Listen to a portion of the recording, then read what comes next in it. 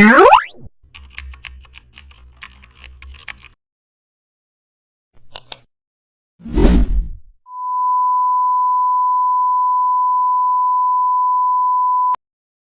back to the channel. Don't forget to like, share and subscribe for more updates.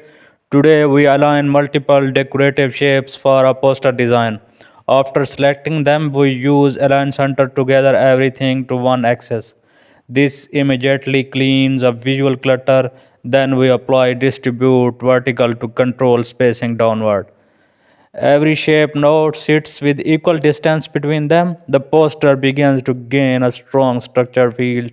Next, we use align horizontal center to finalize symmetry. Nothing feels off center to uneven anymore. The viewer's eye flows naturally through the selected elements. If the spacing feels tight, adjust the boundaries box. Photoshop rectangular distribution perfectly. This gives professional